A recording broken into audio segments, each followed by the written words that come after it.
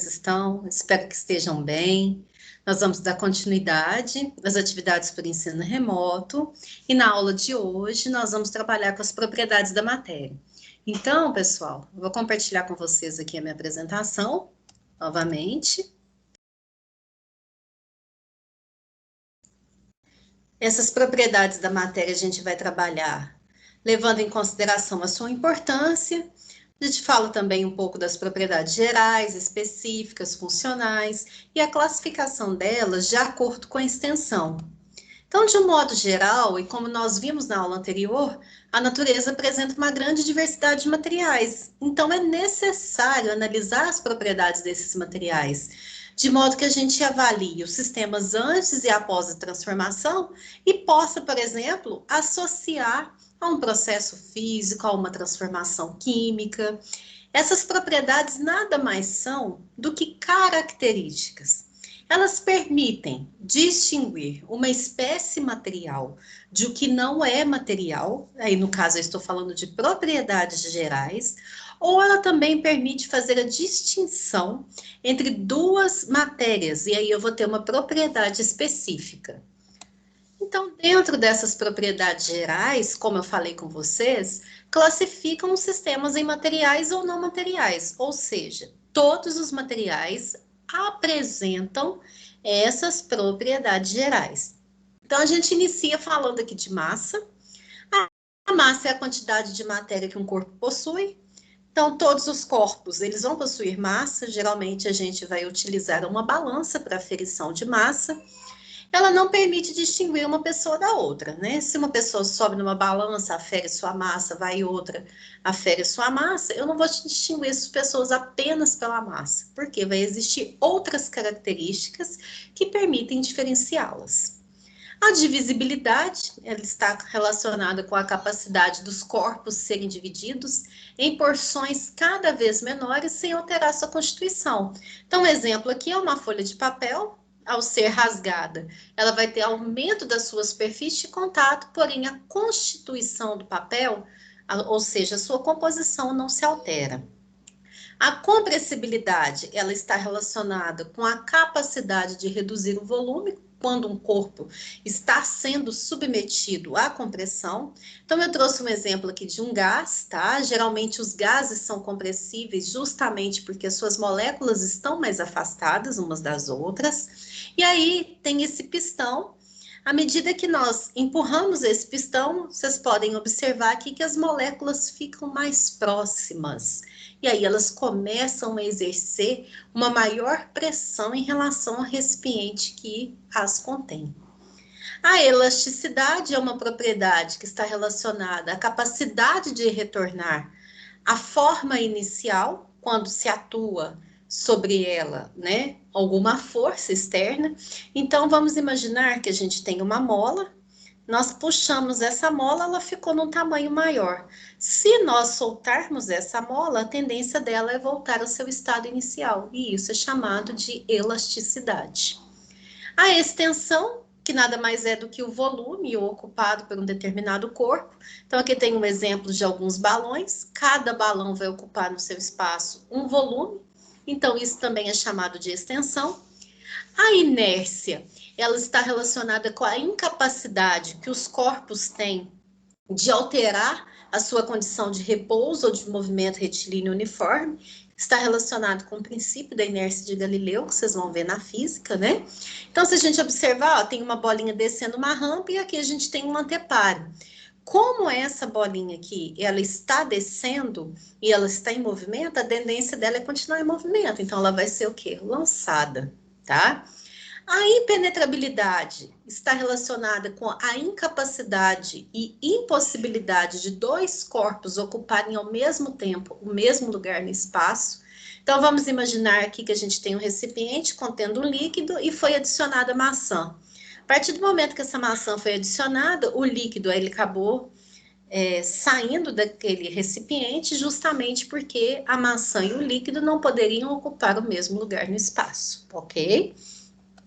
Bom, gente, com relação às propriedades específicas, ao contrário das propriedades gerais, ela já faz a distinção de uma matéria da outra, tá? E essas propriedades específicas, elas podem ser classificadas em físicas, químicas e organolépticas. Nas propriedades físicas, a gente observa que quando ela vai ser avaliada, a gente não faz alteração da matéria, tá? Então, vamos imaginar que a gente queira avaliar nossa temperatura, a temperatura de fusão ou de ebulição de uma determinada substância, avaliar a densidade, solubilidade. Então, para analisá-la, a gente não altera, ao contrário das químicas, que para serem analisadas, a gente precisa verificar e fazer a alteração dessas substâncias, tá? Que a gente está fazendo análise no caso. Então, se eu quero fazer análise se um material sofre decomposição ou não, se ele oxida, se ele é inflamável, tudo isso são propriedades químicas. E as organolépticas são aquelas que impressionam os nossos órgãos do sentido, cor, sabor, odor, brilho.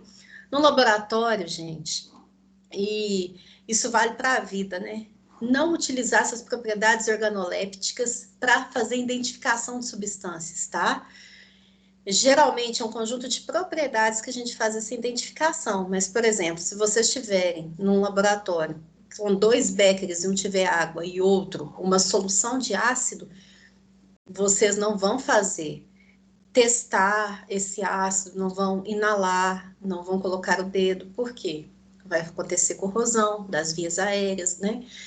Ou da pele, enfim. Então, essas organolépticas, elas contemplam um conjunto de propriedades, mas elas não podem ser avaliadas individualmente. Bom, aqui eu trago para vocês 2 propriedades que a gente vai falar, que é a densidade e a solubilidade, porque tem muita aplicação no dia a dia, né? A densidade, ela nada mais é do que a relação entre a massa e o volume. São 2 propriedades que nós vimos lá no começo, que são propriedades gerais, tá? A massa, ela é dada em quilogramas, o volume em metros cúbicos, então sai a unidade no SI, que é de quilogramas por metros cúbicos. Entretanto, a gente pode verificar as outras que são mais usadas, que é grama por ml, a gente encontra muito, né? E como um centímetro cúbico equivale a 1 ml, a gente também pode expressar a densidade em gramas por centímetro cúbico. Essa densidade, ela é específica para cada substância, então cada substância pura vai ter a sua densidade específica e ela só vai variar com a temperatura, né, para cada substância. Então, se eu pegar a água, independente do local, da origem, a densidade vai ser de 1 grama por ml a 25 graus Celsius. Se mudar a temperatura da água, ou se mudar o local que a água está, aí a gente já vai ter valores alterados, mas ela varia apenas com a temperatura, tá? Essa densidade também é utilizada para misturas, porque em misturas a densidade vai variar de acordo com a proporção. Quais são as aplicações cotidianas dessa densidade? Na verificação da adulteração de produtos comercializados. Então, por exemplo, eu não sei se vocês já viram, né, o que a gente utiliza, o instrumento utilizado para fazer medição da densidade é o densímetro, e eles muitas vezes estão colocados, mergulhados no combustível ao lado da bomba.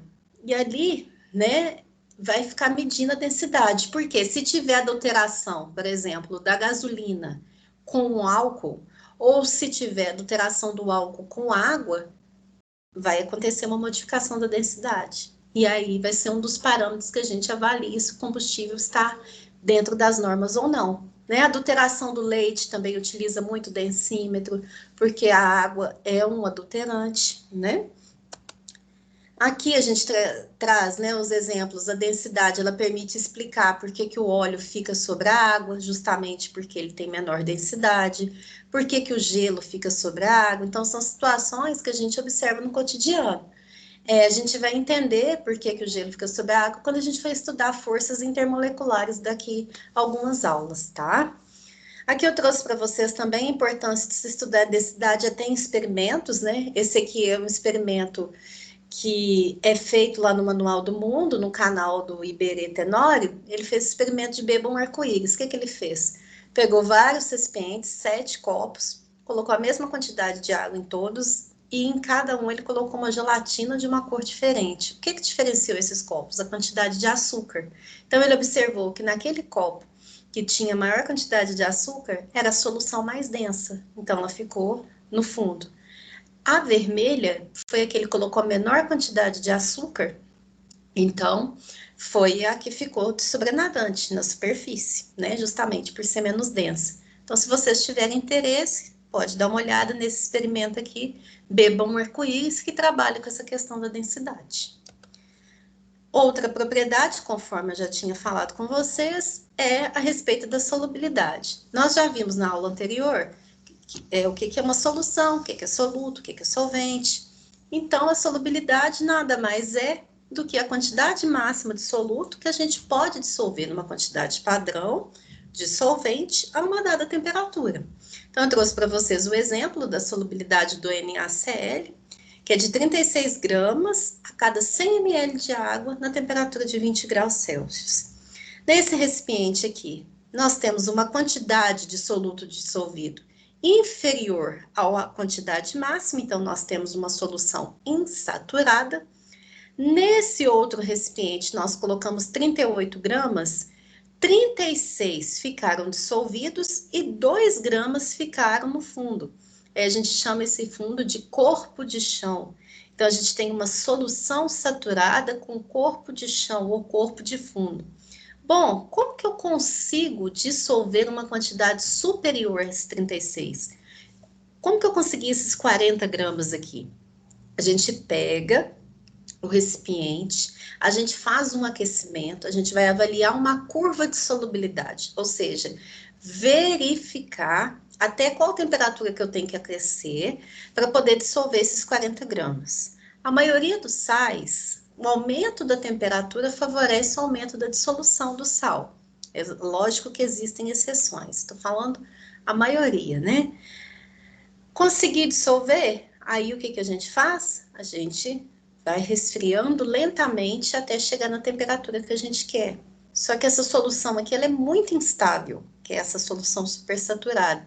Então, se tiver uma agitação muito brusca, ou uma mudança muito brusca de temperatura, ela volta a ser saturada com corpo de chão. Aí, no caso, seria 36 gramas dissolvidos, mais 4 gramas de corpo de chão.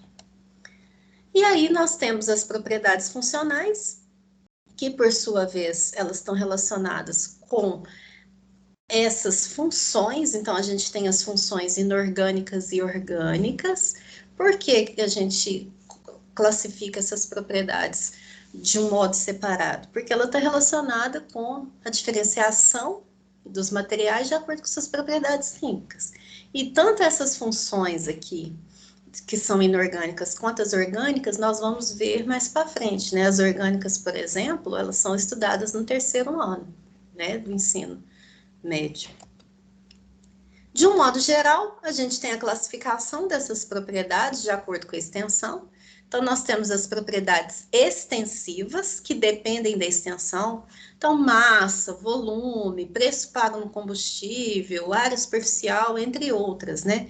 A partir do momento em que se vai aumentando a quantidade, a gente vai verificando que também vai alterando essas propriedades. Por exemplo, se eu colocar um saco de arroz numa balança, vai ter uma massa X. Se eu colocar 2 sacos, 2x. Mesma coisa acontece para o volume, né? O combustível. Quanto mais combustível eu colocar no carro, maior vai ser o preço. Então, uma propriedade extensiva. Como o próprio nome indica de intensiva, vai depender da extensão. Então, temperatura, densidade, pressão, nada disso vai depender da quantidade. De um modo geral, gente, eu trouxe isso aqui para vocês, que constitui de um mapa mental. Então, as propriedades da matéria é o seguinte: faz distinção entre 2 tipos de matéria? Se não, nós temos as propriedades gerais, que são essas daqui, que a gente já falou lá no início da aula. Se fazem distinção entre 2 tipos de materiais, nós temos as específicas. A análise altera a natureza da amostra? Se alterar, a gente tem as químicas. Se não alterar, nós temos as físicas. Envolve os órgãos do sentido? Organolépticas.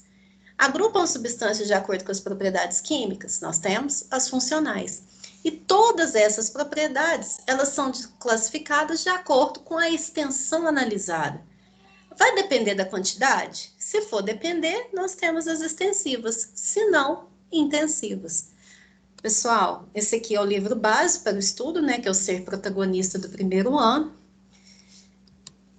Por enquanto, o que eu teria para trabalhar com vocês é isso daqui, tá? Eu vou parar de compartilhar com vocês. Qualquer dúvida, estou à disposição. Nos vemos na próxima aula, né, em relação a atividades assíncronas, e nas síncronas a gente vai utilizar para poder tirar as dúvidas. Um abraço a todos.